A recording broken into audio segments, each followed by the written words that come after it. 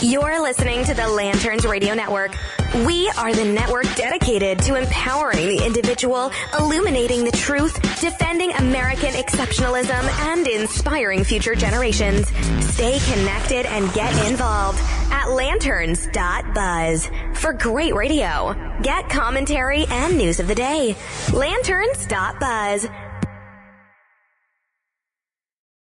Hey, it's Ian Ballinger from the Free Stater here on the Lanterns Radio Network. Now, most people listen to the show when it goes up every Friday at 7 p.m. Central Time on Spreaker, SoundCloud, YouTube, or even on your iPhone podcast app. But you can also listen to the show over at lanterns.buzz. That's lanterns.buzz, where the show plays on replay every weekday and weekend at 11 a.m. Central Time. Every day throughout the week, you can listen to the replay of the show on the lanterns.buzz radio stream. Aha! 11 a.m. Central Time and 3 a.m. in the morning. Just fantastic times. If you're driving out late, you can listen to the show. And if you're waking up in the morning, driving to work, going to lunch during work, whatever, show's available for you to listen to right there on replay. That's lanterns.buzz. And while you're over there, I encourage you to check out some of the other great shows that the Lanterns Radio Network has to offer. You've got Bells of Liberty, Todd Huff Radio, Battle for Freedom, Patriot Politics, Defenders of American Exceptionalism, The HoloNet, Fires of Liberty, Battlefield Live, The Conservative Syndicate, and many other special programs. You may have heard back during CPAC even, they did a huge live stream, continuous coverage of CPAC. Go to lanterns.buzz for great content. We're here to fix the machine. Lanterns.buzz. The world's gone mad.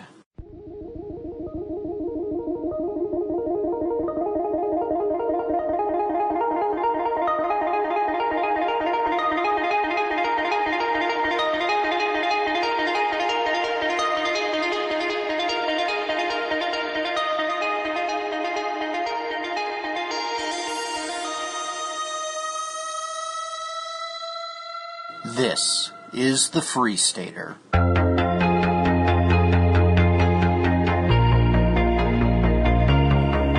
conservatism, constitutionalism, may be in the minority now when it comes to the dialogue on political affiliation, but that doesn't mean we stop fighting. We fight for principles over party, values over politicians, and truth over feelings.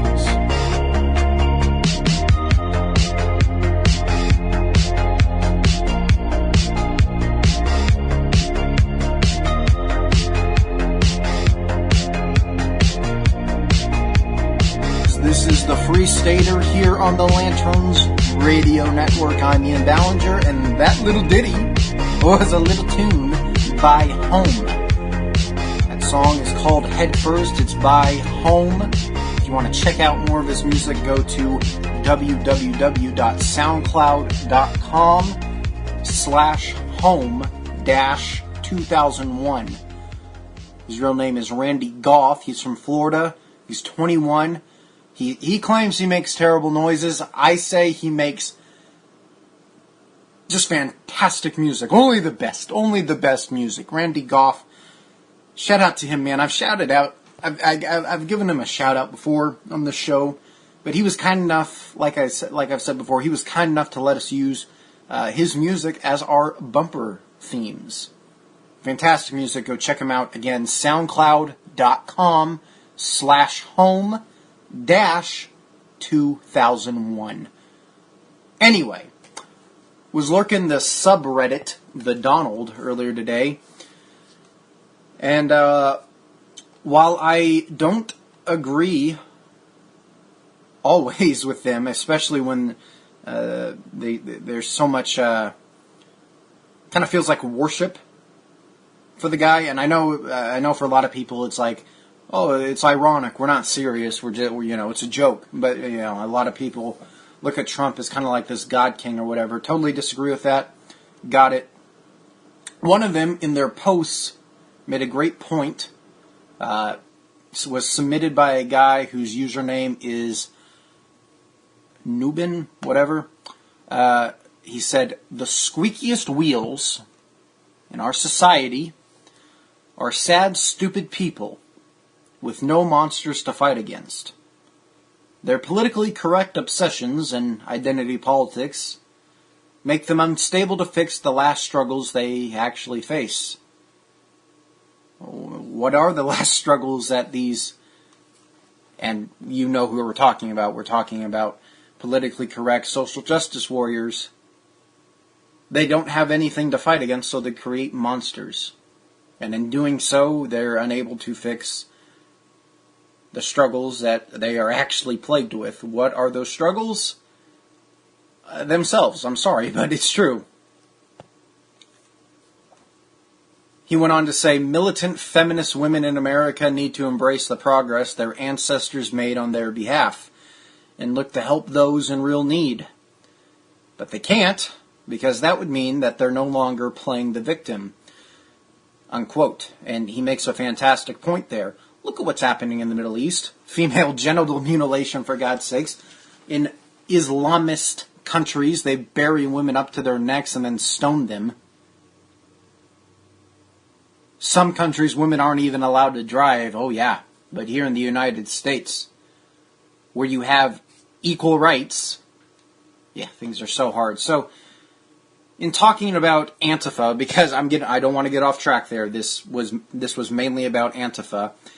Some of these Redditors pointed out that a lot of these Antifa people, in doing research on them, because 4chan poll, the Donald subreddit, it's mainly over on the 4chan side. And for those of you that are out of the know and aren't cool, hip kids or whatever, 4chan is an image board posting site. Really politically incorrect, really a lot of times not safe for work, so if you want to avoid NSFW links, I would recommend against going on 4chan.org. But for research purposes, I sometimes go over and lurk poll to see what the free speech advocates are doing in opposition to Antifa. Because, and I've been clear about this on my show before, I totally believe that Antifa is a legitimate danger. Antifa are radicals. They're anti-free speech. They're anti-Second Amendment. They're just generally violent people. And anyone that listened to the show last week and listened to the sound clips we played about the absolute chaos that was happening down in Berkeley on April 15th, you know. And if you've seen the video, I pointed you over to Shuttershot 45's YouTube channel. He has dozens of videos, dozens of highlights highlighting how violent Antifa is. In the past, I have been adamant that we need to reach across the aisle and try to find common ground with people across the aisle that we disagree with.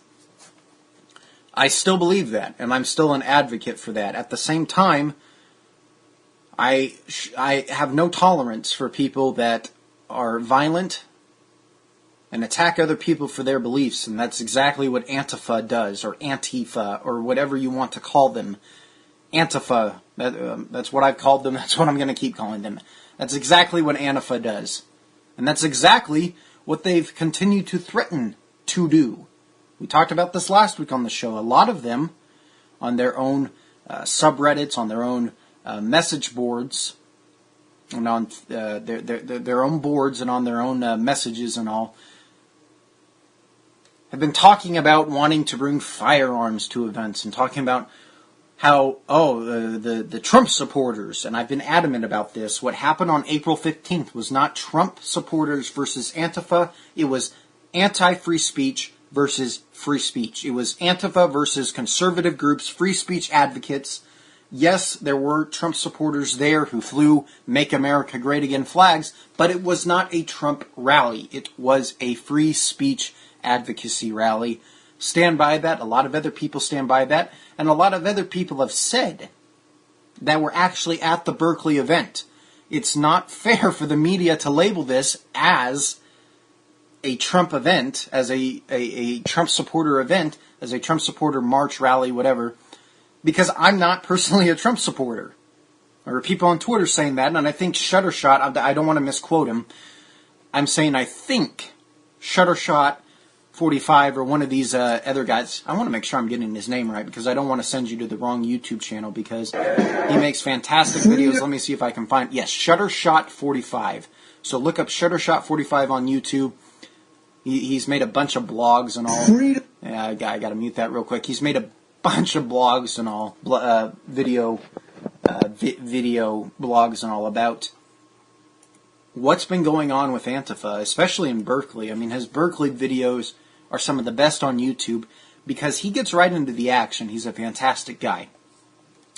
Anyway, was watching this video that I found on Twitter by, and I'm probably going to butcher this guy's name, and I feel terrible for that because I know that a lot of people are going to absolutely shred me to pieces for mispronouncing his name because I know he's got a lot of followers. I just have, and I recognize his name, I just don't really follow his YouTube channel or his Twitter account all that much. I don't even think I follow him on Twitter, so I don't really have an opinion on the guy, but I think he explains Antifa and the whole black bloc situation really well, and this goes all the way back to Trump's inauguration. This goes all the way back to Trump's inauguration. And, Antifa has been active for a really long time. It's just that now the media wants to start covering them, and unfortunately, it's the free speech advocates that aren't always painted in a positive light. Anyway, don't know much about Sargon. I assume that's how you pronounce his name, but he brings up some good points and explains some things here. So there appears to be a lot of confusion over what Antifa and anarchism is, so I'm going to try and clear some of that up. You're probably aware of the protests and riots following Donald Trump's inauguration, as captured by Rebel Media and Lauren Southern here. It's insane. Nicholas. This is what Antifa is. This is what the anti-Trump movement is.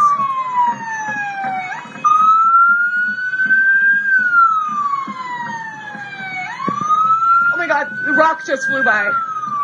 There are rocks flying. Oh. Lauren's right to say that that's what Antifa is, but she's wrong to characterise the entire anti-Trump movement that way. But classifying this as simply an anarchist protest is also inaccurate, because there's a lot going on here that really needs to be explained.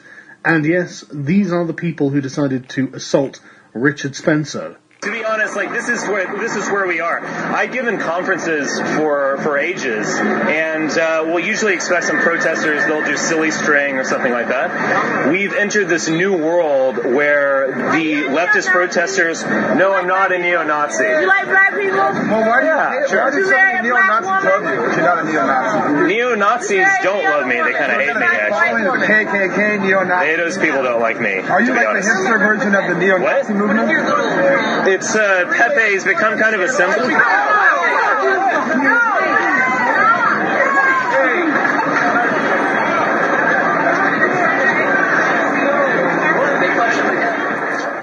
Now, you're probably thinking one of a few things there. You might be a regressive leftist who is thrilled that someone who claims they're not a neo-Nazi got punched for being a neo-Nazi, and I don't know whether Spencer is a neo-Nazi or not.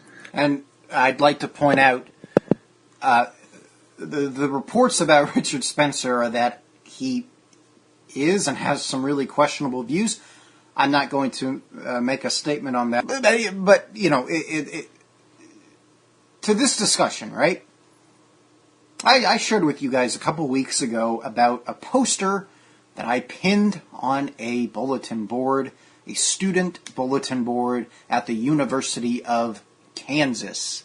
And that poster was not received very well. In fact, it got posted to Twitter by an individual saying, "Expletive, you want your expletive back? Got your free speech held hostage." And then giving the finger to the camera with the little poster I put up next to it. Anyway, what did the poster say? The most vital speech to protect is the speech that you hate. Nazis are terrible people. And this was months ago. I posted this I made these posters after Richard Spencer got punched. I absolutely abhor Nazism. Let's just be clear about that. Isn't it sad that in today's society, with Antifa threatening anyone that looks at them wrong, you have to justify and you have to explain yourself whether you're a Nazi or not. And then even if you do that, they won't believe you.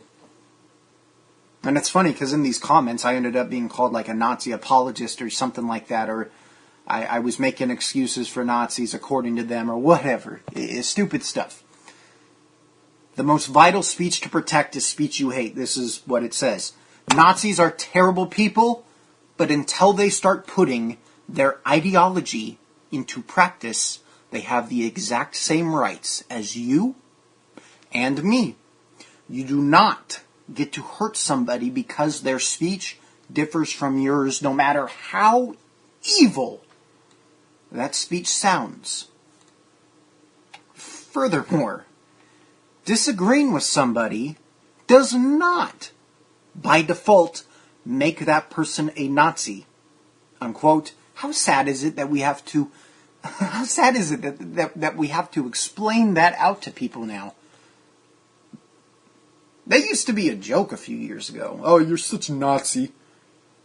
And it was like shamed upon on the internet and internet culture and all to call somebody a Nazi. You know, you do that, you've obviously lost the argument. That was like the general consensus. And now we have all these social justice warriors and this SJW culture coming out of the woodwork. And now anyone that disagrees with you, according to them, is a Nazi. Quoting back to it, what makes you a Nazi, and let's be perfectly clear about something, voting for Donald Trump does not by default make you a Nazi. Conservatives are not Nazis. Advocating for free speech advocates are not Nazis. Constitutionalists are not Nazis.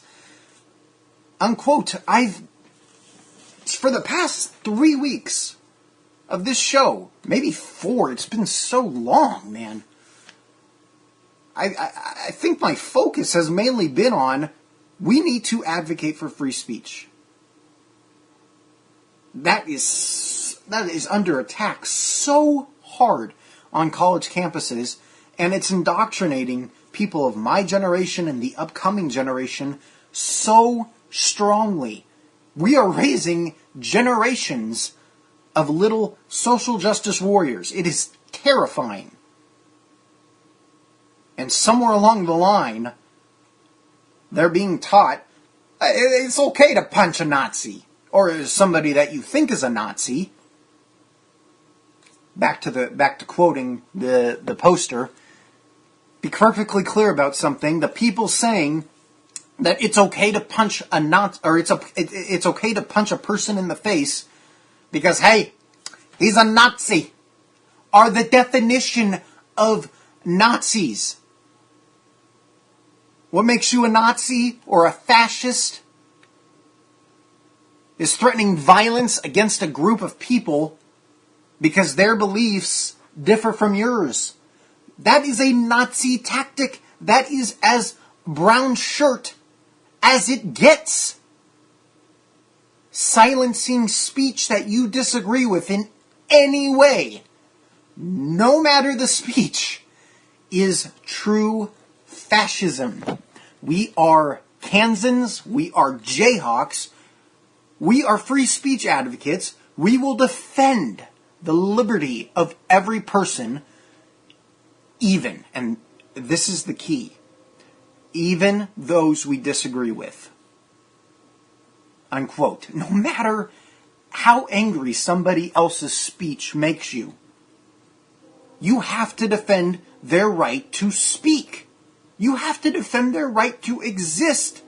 And it infuriates me so much that the mentality of anti-free speech, anti-conservatism is alive and well at the University of Kansas. because it goes against the exact principles that Kansas was founded on and the Jayhawker movement was founded on, and most of all, that America was founded on. We'll be right back. This is the Free Stater on the Lanterns Radio Network. You're listening to the Lanterns Radio Network. We are the network dedicated to empowering the individual, illuminating the truth, defending American exceptionalism, and inspiring future generations. Stay connected and get involved at lanterns.buzz for great radio. Get commentary and news of the day. Lanterns.buzz. Hey, it's Ian Ballinger from the Free Stater here on the Lanterns Radio Network. Now, most people listen to the show when it goes up every Friday at 7 p.m. Central Time on Spreaker, SoundCloud, YouTube, or even on your iPhone podcast app.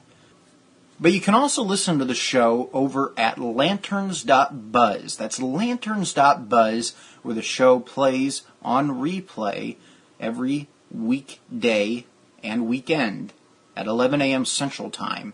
Every day throughout the week, you can listen to the replay of the show on the lanterns.buzz radio stream. Aha!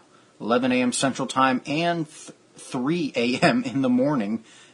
Just fantastic times. If you're driving out late, you can listen to the show. And if you're waking up in the morning, driving to work, going to lunch during work, whatever, show's available for you to listen to right there on replay. That's lanterns.buzz. And while you're over there, I encourage you to check out some of the other great shows that the Lanterns Radio Network has to offer. You've got Bells of Liberty, Todd Huff Radio, Battle for Freedom, Patriot Politics, Defenders of American Exceptionalism, The HoloNet, Fires of Liberty, Battlefield Live, The Conservative Syndicate, and many other special programs. You may have heard back during CPAC even, they did a huge live stream, continuous coverage of CPAC.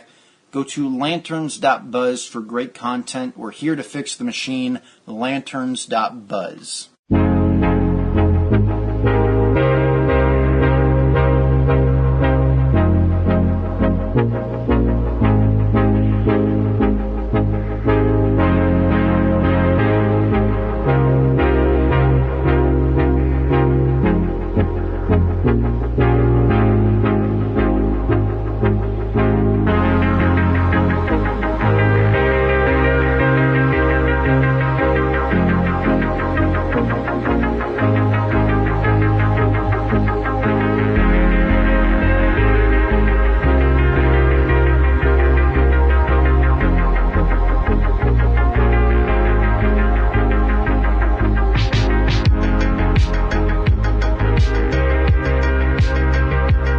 Welcome back to the Free Stater here on the Lanterns Radio Network.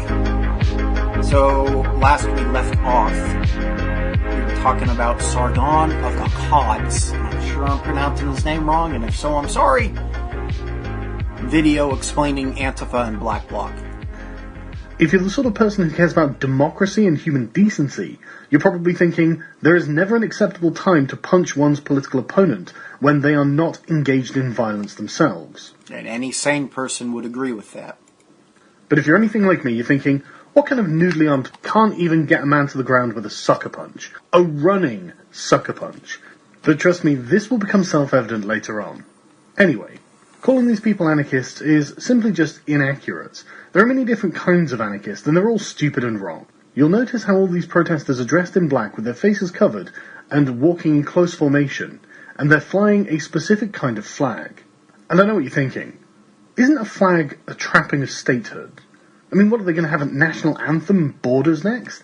And you're right, they're idiots. But let's have a look at exactly who these anarchists are. The flag featured at the protest was that of the anarcho-communists or the anarcho-syndicalists. Now, I actually believe that theirs was the anarcho-communist, as the black is on top of the red, whereas with anarcho-syndicalists, the red is on top of the black.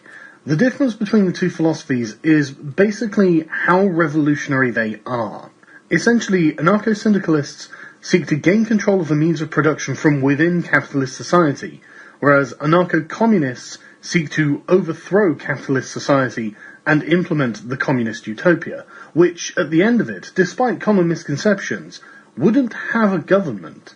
So the desired end goal of communism is rather anarchist in nature, and totally unrealistic. Anarcho-communists seek to collectivize private property and remove the government entirely. There are, of course, many other kinds of anarchists. The second most common kind of anarchist is the anarcho-capitalist. The anarcho-capitalists are actually more delusional than the anarcho-communists, because at least the anarcho-communists accept that in the future anarchist utopia nobody will own any private property, whereas the anarcho-capitalists seem to think they will. I've got some bad news for you, ANCAPs. You won't. The anarcho-capitalists fail to distinguish between ownership and occupation. As it stands now, ownership and occupation are different. You do not have to occupy something to own it. You can leave, you can go on holiday, you can go out to work, and you can be certain that your property will still be intact by the time you return, because the government will enforce your property rights whether you are there or not, and people know that they are not supposed to take property that does not belong to them. According to anarcho-capitalists, you would have to pay someone to protect your property for you while you were away, or you would have to simply reside in it permanently. It's important to distinguish between the two because they are both kinds of anarchists, and have different principles to the anarcho-communists, one of them being the non-aggression principle. And this is the reason that we won't find anarcho-capitalists rampaging through the streets in gangs, smashing up private property. There you go. There are, of course, many other kinds of anarchists. That's the difference. But these aren't really politically active, and you're unlikely to see these people marching in the streets with their own favourite flags. But here's a selection of them just so you know. The black and green flag is the flag of the anarcho-primitivists, who are exactly as they sound. It's important to understand because there are so many of these groups, and they fly flags at these events. You want to know which group is which? Understand these colors. They wish to abandon the means of production altogether, and for humanity to return to the wilderness, because hierarchy and government come from civilization itself, and so it is civilization that must be abandoned.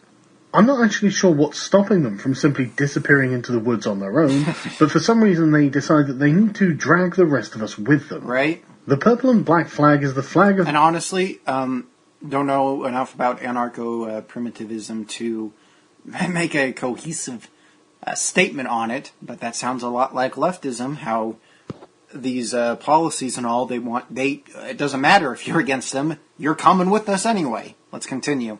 Next one is anarcho-feminism. The anarcho-feminists, who, you guessed it, believe that hierarchy and structure and civilization are themselves patriarchy, and of course must be torn down. Of course. This is not wildly different from queer anarchism, which is the... See, this is what our society has turned into, my goodness! Pink and black flag. They believe that the heteronormative patriarchy is oppressing queer people everywhere, and therefore this hierarchy is illegitimate and must be torn down as well. Of course. And finally, the white and black flag is the flag of the anarcho-French. The anarcho-pacifists. These are the most delusional kind of anarchists, and they will last the shortest amount of time when the revolution comes. Not that the anarcho-pacifists will ever find themselves leading a revolution, because they are fundamentally opposed to all kinds of violence, despite the fact that they consider themselves to be the victims of violence from the mere existence of the state. So they're anti-violent revolutionaries. Okay. Put simply, every variant of anarchism will not happen. Right. So this is Antifa, a loose association of anarcho-communists. This skips ahead in the video a little. And what you see here is a tactic they use called the Black Bloc. Just a heads up here, and Black Bloc, this is another thing that's important to understand, because it is just terrible. I would encourage you, if you want to watch the video in full, to go to Sargon of Akkad's YouTube channel. Look up Sargon, that is spelled Sargon, of Akkad, Akkad. Look him up on YouTube. I'd encourage you to go and check out his video, Antifa and the Black Bloc Explained. Let's continue. You can find information on Antifa from many different sources, but the best ones are always ones with Antifa sympathies, and these will always be highly regressive. Mm-hmm. There is a great deal of confused overlap between the regressive left and the anarchist communists who make up Antifa. They don't necessarily argue for the same things, but they think that they do. Yep. Both mindsets are very concerned with oppression, structural intersectional oppression. They just have different solutions for these. The average social justice warrior wants to control people. They want to control the government. They want to control the institutions of society. The average anarcho-communist wants to tear these all down and have consensus-based organizations. This is from regressive outlet The Nation. Neo-Nazi Richard Spencer got punched, and you can thank the Black Bloc. We skip ahead in the video a little. And this is the one that annoys me to heck. When the media claims that Pepe the Frog, if you don't know what Pepe the Frog is, just Google it. It's not a neo-Nazi symbol, but the media likes to portray it that way. While pointing to his neo-Nazi Pepe the Frog label pin. And as Sargon here is about to point out, Pepe the Frog is not a neo-Nazi symbol at all. I just want to point out that Pepe the Frog is not a neo-Nazi symbol, but anyway. A black-clad figure then jumps into frame, Deus Ex Machina, with a perfectly placed right hook to Spencer's face. Yeah, okay. The alt-right poster boy stumbles away, and his anonymous attacker bounds out of sight in an instant. I don't know who threw the punch, but I know by his unofficial uniform that it was a member of our Black Bloc that day. And anyone enjoying the Nazi bashing clip, and many are, should know that they are watching anti-fascist bloc tactics par excellence, pure kinetic beauty. And if you want to thank Spencer Puncher, thank the Black Bloc. This is effectively a domestic terrorist organization. Right, it is. I'm so glad he said that, because I have been saying that since the inauguration. These are evil people. This is a domestic terrorist organization. They want to hurt you for your beliefs. Of violence against undeserving targets for their own political purposes. Yep. The Black Bloc is not a group, but an anarchist tactic. Marching is a confrontational united force, uniformed in black and anonymized for security. Once deployed, the tactic has an alchemical quality, turning into a temporary object, the Black Bloc. On Friday, the bloc I joined in DC numbered well over 500, the largest of its kind since the anti-war protests of a decade prior. As I wrote in advance of the inauguration, if we recognize fascism in Trump's attendance, our response must be anti-fascist in nature. This is a ridiculous thing to say. If we recognize the fascism in Trump's ascendance, our response must be communist in nature, is what they are saying. It's like saying, if we recognize the Christian nature of the Pope, our response must be Islamic. The history of anti-fascist action is not one of polite protest nor failed appeals to respond to reasoned debate with racists, but direct, aggressive confrontation. And this, of course, reveals to us the problem with simply declaring people you don't like to be fascists.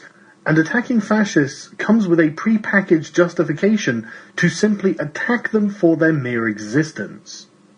And again, I really think it's worth making the point that the J20 Antifa protests were very different to the Women's March protests, and there's probably very little overlap between them.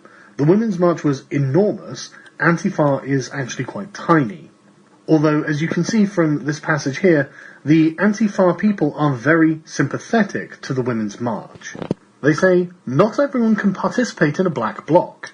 Those with vulnerable immigration status, or arrest records, or good reason to fear police repression because of the colour of their skin, often don't participate in activities where the risk of arrest is high.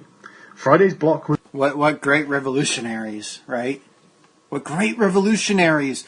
We're revolutionaries unless we're in danger of being arrested. Yeah, that's a great revolution you guys got there. Let me know how that works out for you. While you're hurting people who disagree with you. You real fascists. You real brown shirts. Anyway, I would encourage you to go over and check out Sargon Avocad's YouTube channel again and this video. If you want to watch it in full length, it's over half an hour, so we're not going to get to all of it. And we shouldn't get to all of it either. Go and support the dude.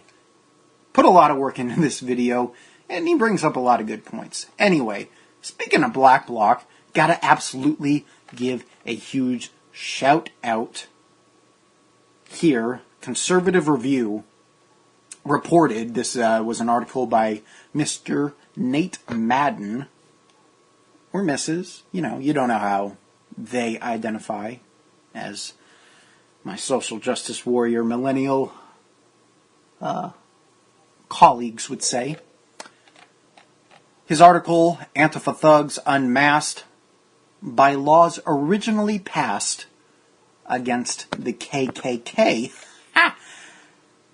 How ironic is that? In a twist of delicious irony. And it should be noted what it says at the beginning of his article. In a standoff between white supremacists and communist thugs, there are no heroes. It's safe for local law enforcement. In a twist of delicious irony, a law originally enacted to deal with the Ku Klux Klan led to the unmasking of several Antifa thugs on the streets of Auburn, Alabama on Tuesday, according to a story at Twitchy. If you don't know what Twitchy is, go to twitchy.com and take it out. Local police told people protesting a speech by Richard Spencer, crazy how that guy keeps popping up, at Auburn University, which was court-ordered to host him, to take off their Hallmark masks. And here's the video of that altercation. Take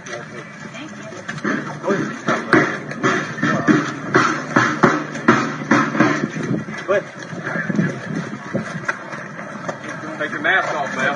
That's the police telling the Antifa people to take their mask off before they go to the speaking event. No hoodies, no mask. No hoodies, no mask. And the Antifa folks are resisting and trying to get away from the police. The police are grabbing onto them. Back off. Take your hoodie and mask off. Back off. You can go. Back off. You want to take your mask off? Come here. You're on camera. Come on. One guy tries to approach the police. Done anything. You take your hoodie. We haven't done anything. You're obviously going to threaten people. Take your mask off. It's that simple. Take your mask off and you can go in. Or you'll be arrested for loitering. Your choice. You want to go to jail for loitering or you want to take your mask off? Take your mask off and go in. Right? Get your phone. Get your phone. So she takes her mask off, or he, or whatever, can't really tell. Takes their mask off and then throws their pole down and stomps away. As the story notes, this is going on, I'm quoting from the article, the responses to the unmasking on social media included tweets lauding the Auburn Police Department for enforcing the law, while criticizing the police in Berkeley, California, where the lax law enforcement has been blamed for riots over the weekend. Richard Spencer's views are despicable, but the way a free society deals with bad ideas is to drown them out with better ones, not engage in domestic terrorism. Somebody needs to pass that memo along. Antifa is made up of self-described anarchists, still quoting from the article, radical left-wing thugs who employ violence and intimidation to advance their beliefs, writes Chris Pandolfo. I'm sure I'm pronouncing his name wrong too. They've shown up previously at Berkeley to shut down a free speech event hosted by Milo Yiannopoulos, leaving damaged property, fires, and assault victims in their wake. In short, Antifa has no problem shutting down political demonstrations with brute force and intimidation tactics for their socio-political ends, i.e. terrorism, re-terrorism. And they typically wear masks to do it, covering one's face, and this is the important part, so listen, covering one's face to commit acts of political violence is not limited to Antifa thugs. It's also a favorite tactic of groups like the Islamic State, of ISIS, and other Islamist terrorist cells, as well as another U.S.-based democratic sympathetic domestic terrorist organization. You guessed it, the Ku Klux Klan. What many may not know, however, is that the current law forcing that Antifa demonstrators remove their facial coverings find its roots in a decades-old provision originally passed to take on the robe-clad hate group, to take on the KKK. Title 13 of the Alabama State Code prohibits masked people from congregating in public places without facing criminal charges. If you want to publicly gather in the Yellowhammer State, you can either take your mask off, move along, or leave in cuffs. This, along with a provision, the court order was what was being enforced. A spokesman for the Auburn Police Department confirms via email.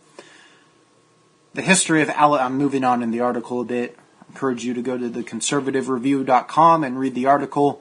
The history of Alabama's anti-masking law goes back to Governor Jim Folsom, a noted opponent of the KKK, who in 1949 signed a law wearing a mask a misdemeanor. I can't talk right now. Punishable. Tripping over my words there. Punishable back then by a $500 fine and a year in jail. According to old archives from Time magazine, the law was the first of its kind passed in the Deep South since Reconstruction. What a twist that how the tables have turned. Absolutely love it. Hey, we're about to take a quick break here, but when we come back, Gavin McInnes of Rebel Media, he's got a show over on Rebel Media called How's It Going, A? I think Gavin is absolutely hilarious. Don't always agree with his approach, but sometimes do, and he's a funny guy. He went to Berkeley after Ann Coulter canceled her speaking event at Berkeley, and he went to Berkeley with Based Stickman to read Ann Coulter's planned speech to the masses. We're going to listen to the Periscope coverage of that video. Coming up next, right after this break, my name is Ian Ballinger. This is the Free Stater, and you're listening to it all right here on the Lanterns Radio Network. Don't touch that dial, or... You're listening to the Lanterns Radio Network. We are the network dedicated to empowering the individual, illuminating the truth, defending American exceptionalism, and inspiring future generations. Stay connected and get involved at lanterns.buzz for great radio. Get commentary and news of the day. Lanterns.buzz. Welcome, Kmart shoppers. Kmart has low discount prescription prices. Visit our pharmacist today and compare our prices to what you're presently paying elsewhere. You'll be glad you did.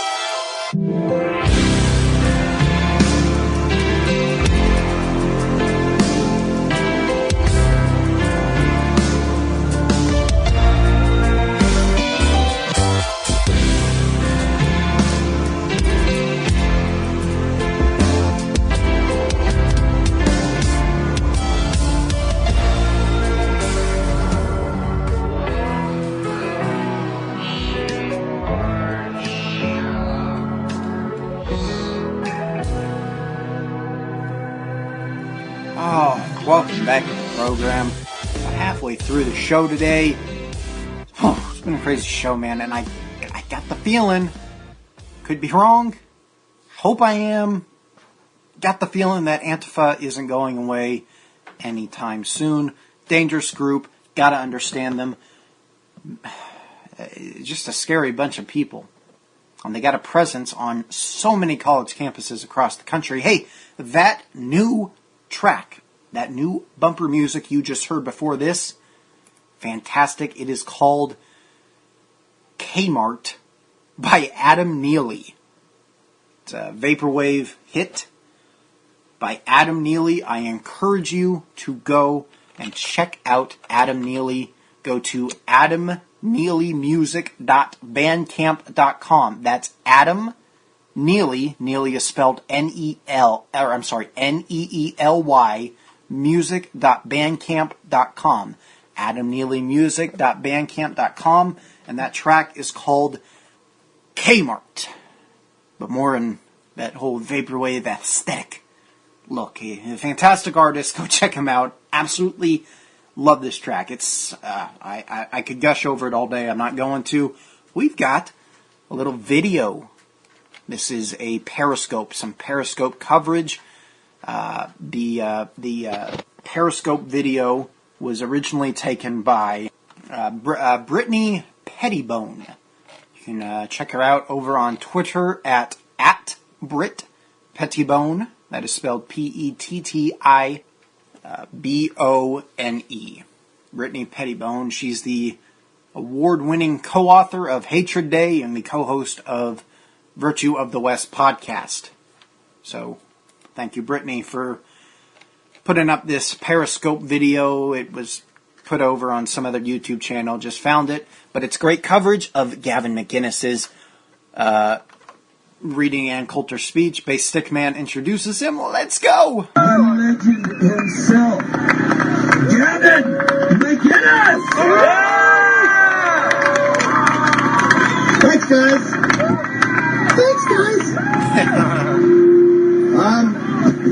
All right, so how did we get here? We got here because Ann Coulter's speech was canceled. Berkeley said, you can't have this speech.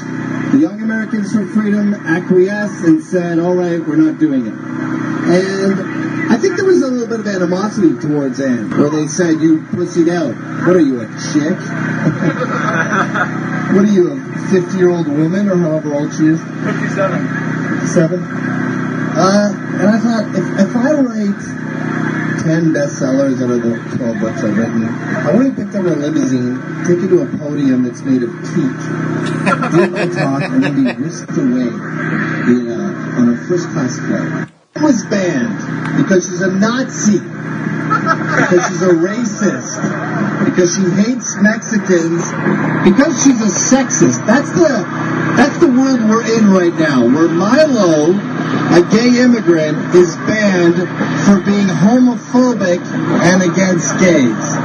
So we're in a funny situation where the fascists are the anti-fascists, and they're shutting down women and gays and minorities and preventing them from having their say. And the beauty of the First Amendment and the beauty of America is it allows for these mistakes. It allows for these checks and balances. And what happens is you have a debate. Yep. If someone has a crazy view, you discuss it, you have a Q&A, it gets ironed out.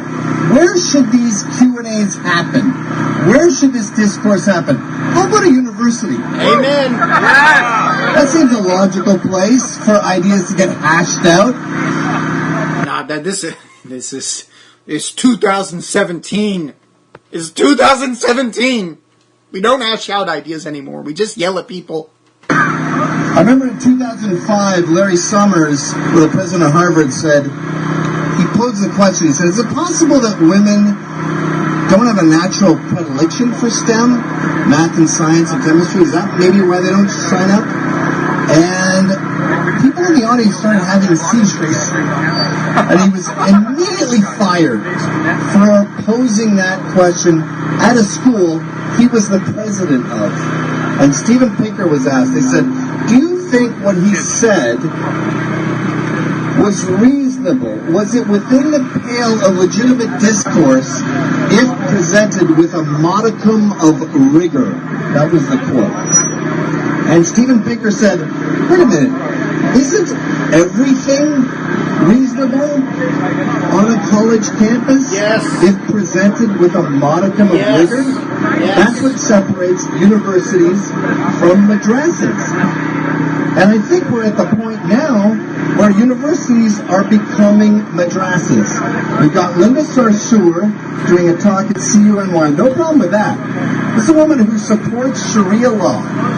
This is a law where women have half the vote of men. A husband can rape his wife. A man can be his wife within Sharia law. She supports that. She gets a talk. We have Ahmadinejad doing a talk in Colombia. This is a guy who denies the Holocaust. He says that there's no gays in Iran, which may be true because he kills them all. It is true. He gets a talk. But Ann Coulter may not speak at this school despite...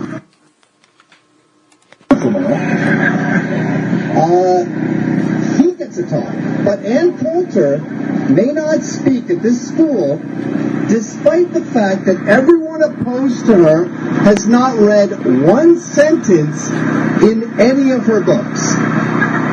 And that's a fun game with Anne, by the way. When people criticize her, you go, which sentence in which book do you have an issue with? And they never read it. And I guarantee, if you read In Trump We Trust, and you took the...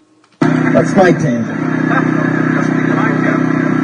The fact that any immigrants are on welfare proves we're not taking the right immigrants. These aren't native-born citizens we're talking about. We can't take anyone we want. We can take anyone we want. No immigrants should be on welfare. Aren't immigrants who need government assistance, by definition, immigrants we don't want? We can't pay for our own poor people. And now we're going to be the welfare ward of the world? With whose money? The reason Americans are sensitive to race is because of the history of slavery and Jim Crow. Two other great Democrat ideas. What did we do to immigrants? A lot of this, too, is point form, where she would go off at tangents, but she may not, because this is not her.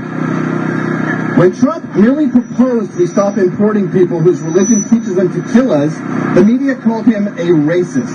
Republicans said, that's not who we are. They know us so well. There are 7 billion people in the world. We don't have to take any of them. There's no constitutional right for the rest of the world to move here. That's right. Yeah. Since the 9/11 attack, we've admitted 2 million Muslims. We take more immigrants from Muslim countries than from Great Britain.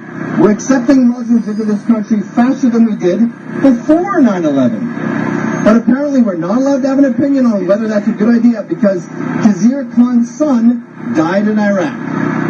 Khan was the snarling Muslim who took the stage at the Democratic National Convention to denounce Trump, a candidate for president, for having a position on an important issue of public policy, namely whether we should keep admitting people whose religion teaches them that we are infidels. Khan's son was one of only 14 Muslims who died fighting for America in Iraq or Afghanistan, which is also the number of U.S. soldiers who have been killed by U.S. soldiers who were Muslim. I assume she's talking about Fort Hood. But according to Khan, Trump isn't allowed to venture an opinion on an important government policy because Trump's son wasn't killed in Iraq. But if that's true, why not allow only military families to vote in presidential elections? Or any elections? Hey, where'd all the Democrats go? I don't think that's what they have in mind. If we have to honor Khan by letting in more Muslims, like the ones who killed his son in Iraq, what else do we have to do to honor this Gold Star dad? How about throwing gays off buildings? Do we have to honor Khan's son by putting women in burqas? Do we have to honor Khan by killing Jews? Instead of telling Trump to read the Constitution, Khan should have been waving a book of Sharia law and telling Americans to read it, since that's what we'll be living under if we keep up this mass importation of Sharia-supporting Muslims. Immigrants are showing up with a lot of needs and a lot of grievances. Why do we owe them? If you have grievances, go home and address the perpetrators. We owe you nothing. By my reckoning, they owe us. At Berkeley, I don't see anything factually incorrect with it. And as an immigrant myself, I gotta say, I'm kind of shocked to get here and see the number of ingrates, both within my fellow immigrant community and within the American citizen community.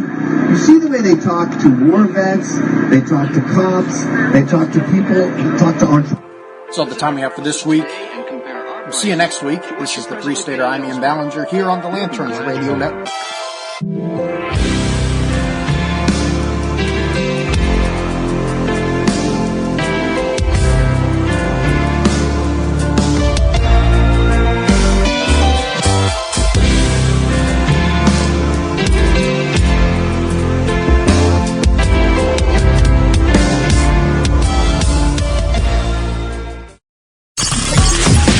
You're listening to the Lanterns Radio Network. We are the network dedicated to empowering the individual, illuminating the truth, defending American exceptionalism, and inspiring future generations. Stay connected and get involved at lanterns.buzz. For great radio, get commentary and news of the day. Lanterns.buzz.